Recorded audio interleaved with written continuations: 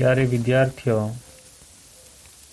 इस वीडियो में हम पढ़ेंगे कक्षा 8वीं वसंत पुस्तक का यानी भाग 3 का 5वां अध्याय, जिसका शीर्षक है चिट्ठियों की अनूठी दुनिया।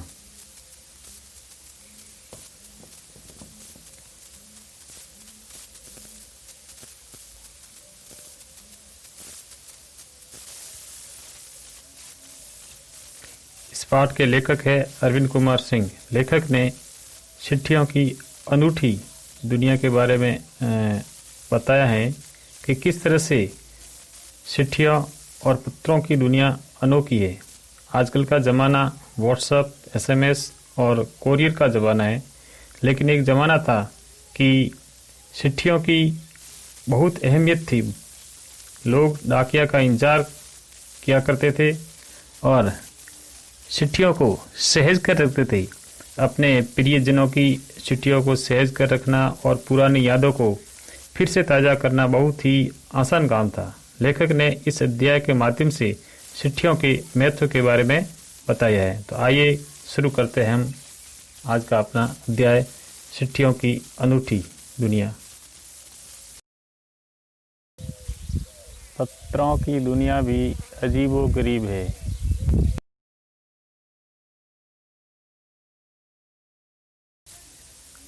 और उसकी उपयोगिता हमेशा से बनी रही है।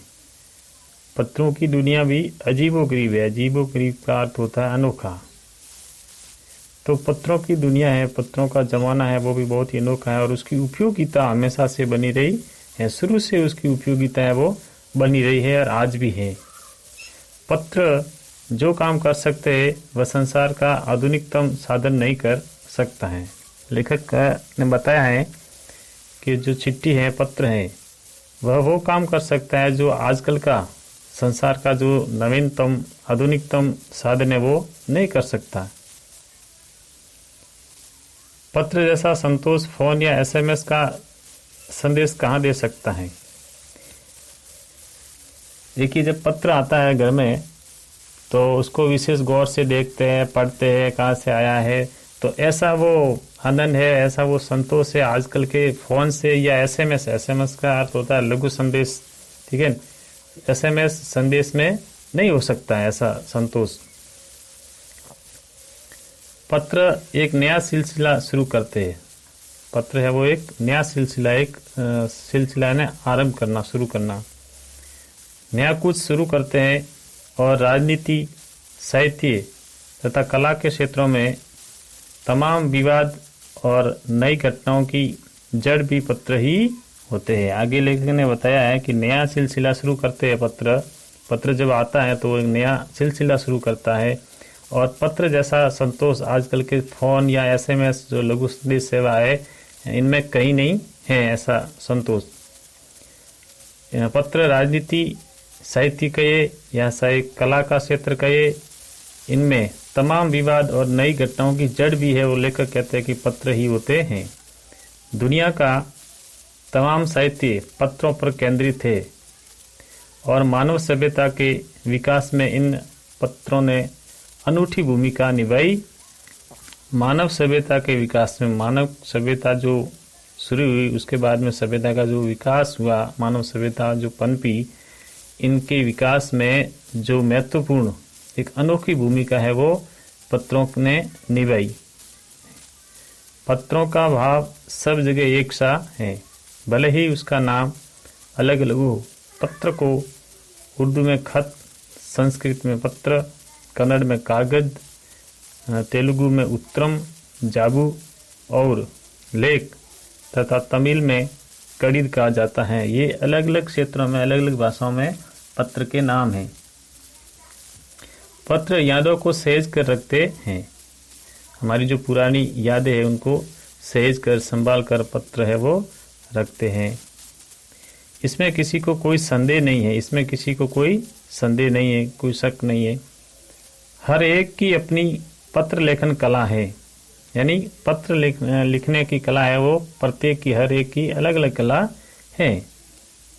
और हर एक के पत्रों का अपना दायरा ने एरिया है।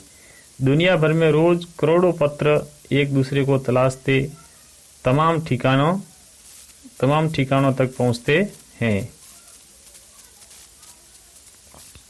भारत में ही रोज 4.5 करोड़ चिट्ठियां डाक में डाली जाती हैं। देखिए, लेखक बता रहे कि भारत में 4.5 करोड़ पत्र है वो डाक में डाले जाते हैं रोजाना, जो साबित करती है कि पत्र कितनी अहमियत रखते हैं। ये संख्या ये साबित करती है, बताती है कि भारत में पत्रों का कितना महत्व है। पंडित जवाहरलाल नेहरू ने सन 1953 में सही कहा था कि हजारों सालों तक संसार का साधन केवल हरकारे, रनर्स या फिर तेज घोड़े रहे हैं। हजारों सालों तक संसार का मतलब है एक जगह से दूसरी जगह आना जाना। तो हजारों सालों तक संसार का साधन केवल हरकारे का अर्थ होता है डाकिया या फिर तेज घोड़े रहे हैं। उसके बाद पहिए आए। पहले संसार के साधन हरकारे थे, डाकिए जो एक जगह से दूसरी जगह पर पत्र लेके जाते थे। उसके बाद में घोड़े, फिर उसके बाद में पहिए आए, यानी गाड़ी का, बैलगाड़ी का, ऊंट गाड़ी का, किसी न किसी प्रकार की गाड़ी का आविष्कार हुआ। पर रेलवे और तार से भारी बदलाव आए। उसके बाद में रेल और एक पहले तार आता था, तार भेजते थे, जैसे आज पत्र आते हैं वैसे ही। पर रेलवे और तार से भारी बदलाव आया। तार ने रेलों से भी तेज गति से संवाद पहुंचाने का सिलसिला शुरू किया। अब वर्तमान में टेलीफोन, वायरलेस और आगे रेडार दुनिया बदल रहा है। अब वर्तमान में संसार के साधन है वो टेलीफोन है, वायरलेस है और आगे रेडार दुनिया बदल रहा है। आगे आने वाली दुनिया में ये संसार का काम है वो चिट्ठियों और पत्रों का काम है वो रेडार करेगा। पिछली शताब्दी में पत्र लेखन ने एक कला का रूप ले लिया। शताब्दी 100 वर्षों का समय होता है, समूह होता है।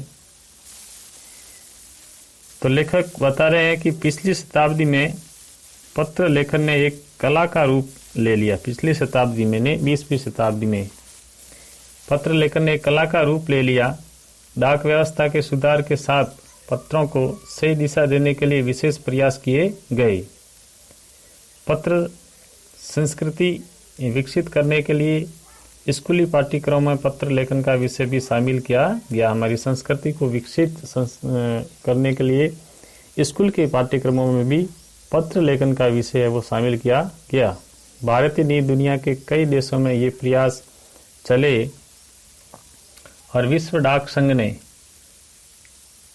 अपनी ओर से भी काफी प्रयास की। विश्व डाक संघ की ओर से 16 वर्ष से कम आयु वर्ग के बच्चों के लिए पत्र लेखन प्रतियोगिता आयोजित करने का सिलसिला सन 1972 से शुरू किया गया। ये काम विश्व डाक संघ ने किया। 16 वर्ष से कम आयु वर्ग के बच्चों के लिए पत्र लेखन की प्रतियोगिता का आयोजन है वो सन 1972 से शुरू किया गया।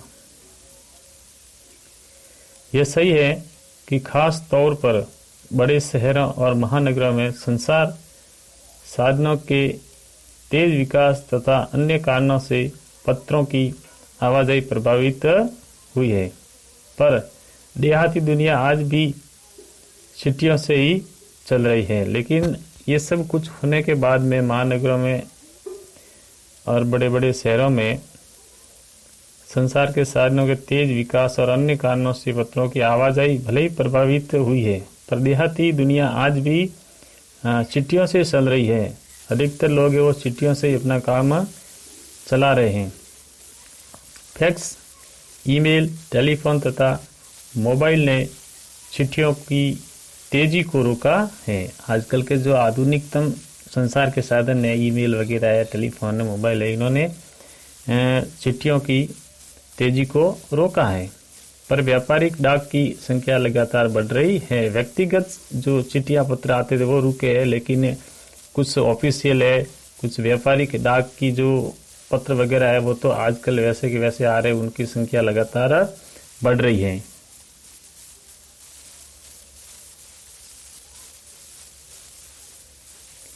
जहां तक पत्रों का सवाल है, अगर आप बारीकी से उसकी तह में जाएं तो आपको ऐसा कोई नहीं मिलेगा जिसने कभी किसी को पत्र न लिखा या न लिखाया हो,